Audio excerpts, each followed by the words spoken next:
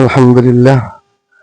সম্মানিত বন্ধুরা যারা আমার সাথে যুক্ত আছেন, আপনারা দেখতে পারবেন আমি আমার বাড়ির আঙ্গিনায় নিজের হাতে লাগানো ফুল গাছগুলো এইগুলোকে পরিচর্যা করব এবং নিজের ঘরের ঘরোয়া একটি বড়ি দাও নিয়ে পরিষ্কারের জন্য শুরু করে দিয়েছি এবং পরিষ্কার করার পর গাছের অবস্থা কেমন দেখা যায় আপনারা মন্তব্য করবেন। আর সকলের কাছেই আমি বলবো যে যার যার বাড়ির সামনে কিছু ফুলের গাছ গাছগাছালি কিছু লাগান, ছায়া পাওয়া যায়, দেখতেও সুন্দর ভিউ পাওয়া যায়, প্লাস আপনি নিজের হাতে লাগানো ফল ছাড়া কিংবা ফুলের ছাড়া এগুলো বাড়ির সৌন্দর্য বৃদ্ধি করে। এই জন্য সকলে যার যার বাড়ির আঙ্গিনায় গাছগাছালিগুলো লাগাবেন।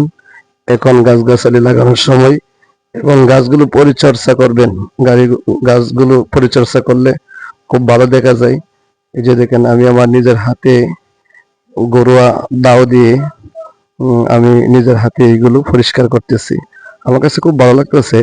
বাড়িঘরের টুকটাক কাজগুলা পাশাপাশি করলে ভালোই লাগে। মসজিদ মাদ্রাসার দায়িত্বের পাশাপাশি নিজের ঘরোয়া কাজ, এই ছোট ছোট ছোট কাজ, এগুলো সুযোগ পাইলেই এই কাজগুলো করার চেষ্টা করি। আপনারাও যার যার বাড়ির আঙ্গিনায় কিছু ফলের গাছ, ফুলের গাছ এবং এগুলো পরিচর্যা করার চেষ্টা করবেন এবং নিজের সন্তানদেরকেও গাছগাছালি লাগানোর প্রতি উদ্বুদ্ধ করবেন।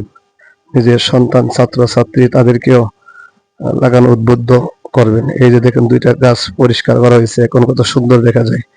এই যে দেখেন কত সুন্দর দেখা যাচ্ছে এই গাছগুলো পরিষ্কার করার পর। আগে একটা সকলকে ধন্যবাদ। আসসালামু আলাইকুম।